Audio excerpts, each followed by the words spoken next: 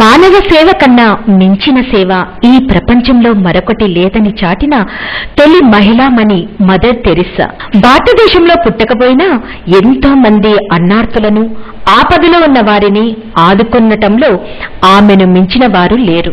Mother Teresa 1910వ సంవత్సరం August 28వ తేదీ యుగోస్లోన్ దేశంలోని మాసిడోనియా నగరం స్కోపియే అనే ఊళ్ళో జన్మించింది. తెరిస్సా పూర్తి పేరు ఏగ్నేస్ గోంజా బొజాక్సియా. తండ్రి నికోలస్ బొజాక్సియా భవన నిర్మాణాల కాంట్రాక్టర్గా ఉండేవాడు. తల్లి డ్రానిహిల్ బర్నాయి. ఈమెకు భగవంతునిపై భక్తిభావం ఎక్కువగా ఉండేది. క్యాథలిక్ మత భావాలకు విరుద్ధమనిపించే ఏ పనిని ఆమె చేసేది కాదు. ప్రతిరోజు పొద్దున్నే పిల్లల్ని తీసుకుని చర్చికి వెళ్లి ప్రార్థన చేసిన తర్వాత తన శక్తి కొద్దీ నిరుపేదలకు డబ్బులు, బట్టలు, తిండి పంచిపెట్టేది. చిన్న వయసు నుండే ఇది గమనించిన తెరిస్సా తన తల్లి గుణగణాలు అలవర్చుకుంది. తెరిస్సా 7 సంవత్సరాల వయసులోనే తన తండ్రి అకస్మాత్తుగా మరణించాడు. అప్పటి నుంచి తెరిస్సా తల్లి కష్టపడి పనిచేస్తూ కుటుంబాన్ని పోషించేది. తెరిస్సా 14 సంవత్సరాల వయసులో పాఠశాలకు వెళ్లి చదువుకోవటం మొదలుపెట్టింది. చిన్నతనం నుండే తెరిస్సా తల్లి తనకు దయ, ధర్మగుణం నేర్పటం వల్ల ఆమె బాల్యం నుండే ధార్మిక భావాలు, భగవంతునిపై భక్తి అలవడ్డాయి. ప్రతిరోజు క్రమం తప్పకుండా చర్చికి వెళ్లటం, బైబిల్ చదవటం, భగవత్ ప్రార్థనలో పాలు పంచుకోవటం, ప్రార్థనా గీతాలు, స్తుతి గీతాలు ఆలపించటంలో చురుగ్గా పాల్గొనేది. ఆ క్రమంలోనే భగవంతుని సేవకు తనను తాను అర్పించుకోవాలనే నిర్ణయం తీసుకుంది.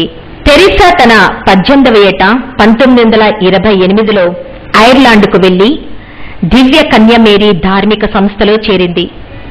1929లో ధార్మిక శిక్షణ ముగించుకుని భారతదేశంలోని అప్పటి కలకత్తా నగరంలోని సెయింట్ మేరీ పాఠశాలలో ఉపాధ్యాయురాలిగా చేరింది. రోమన్ క్యాథలిక్ క్రైస్తవ శాఖలో సన్యాసినిగా దీక్ష స్వీకరించిన తర్వాత ఆమె పేరు మదర్ తెరిస్సాగా మార్చబడింది. కొంతకాలం తర్వాత 1947లో డార్జిలింగ్లోని పాఠశాలకు విద్యాబోధన కోసం పంపబడినప్పుడు భగవంతుని దివ్య వాక్కు చేత అనుగ్రహించబడింది. ఆ క్రమంలోనే తన సర్వస్వం త్యజించి మురికివాడల్లో నివసించే నిరుపేదలకు సేవ చేయటానికి బయలుదేరింది.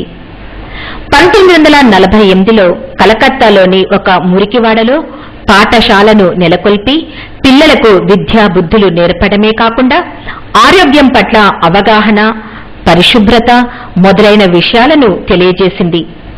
ఆనాటి 13వ పోపును అభ్యర్థించి ఉచితంగా పాలు, మధ్యాహ్నం భోజన వసతులను పిల్లలకు ఏర్పాటు చేయగలిగింది. 1950లో మహిళా ధార్మిక సమైక్య మిషనరీ ఆఫ్ చారిటీ అనే ధార్మిక సంస్థలను నెలకొల్పింది. ధార్మిక సంస్థల ద్వారా అంధులు, వయోవృద్ధులు, కుష్టివారు, అనాథలకు ఆశ్రమం కల్పించింది. అంతేకాకుండా నిర్మల్ హృదయ్ భవన్, శిశు భవన్లతో పాటు శారీరక, మానసిక వికలాంగుల కోసం అనేక సంస్థలు స్థాపింపజేసింది. ప్రత్యేకంగా కుష్టి రోగుల కోసం శాంతినగర్ అనే కాలనీని ఏర్పాటు చేసింది. ఆ క్రమంలోనే మదర్ తెరిస్సా దీన జనోద్ధరణకు చేసిన సేవలు ప్రపంచవ్యాప్తంగా అంతకంతకు పెరుగుతూ వచ్చాయి. ఈ నేపథ్యంలో మదర్ తెరిస్సాను గౌరవించడానికి దేశ విదేశాలు ముందుకొచ్చి ఎన్నో గౌరవ డాక్టరేట్లు, పురస్కారాలతో సత్కరించారు. 1962లో స్విట్జర్లాండ్, భారతదేశంలో మదర్ తెరిస్సా బొమ్మలతో తపాలా బిల్లులు ముద్రించబడ్డాయి. అదే సమయంలో ఆమె భారతదేశ సభ్యత్వాన్ని స్వీకరించి గణతంత్ర దినోత్సవం రోజు భారత ప్రభుత్వం ద్వారా పద్మశ్రీ బిరుదుతో పాటు రామన్ మెగసెసే అవార్డు కూడా పొందింది.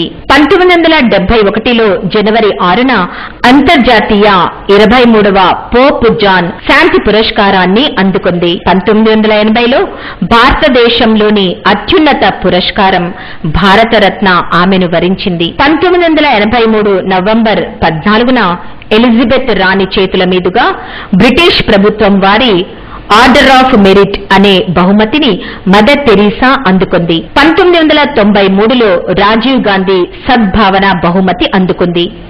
ఇలా ఎన్ని పురస్కారాలు, బహుమతులు, అవార్డులు ఆమెను వరించినా మదర్ తెరీసా ఏ క్షణాన కూడా చలించకుండా కేవలం సేవాతత్వ హృదయంతో తన శక్తియుక్తుల్ని దారపోసి అనేక సేవా కార్యక్రమాలను కొనసాగించి తన సర్వస్వాన్ని మానవజాతికి అంకితం చేసింది. మదర్ తెరీసా పిలుపు మేరకు ప్రపంచవ్యాప్తంగా 4,000 మంది సన్యాసినులు అనాథ శరణాలయాలు, ఎయిడ్స్ వ్యాధి నివారణా కేంద్రాలు, పునరావాస కేంద్రాలు, ఇతర ధార్మిక సంస్థలు నడపడం విశేషం.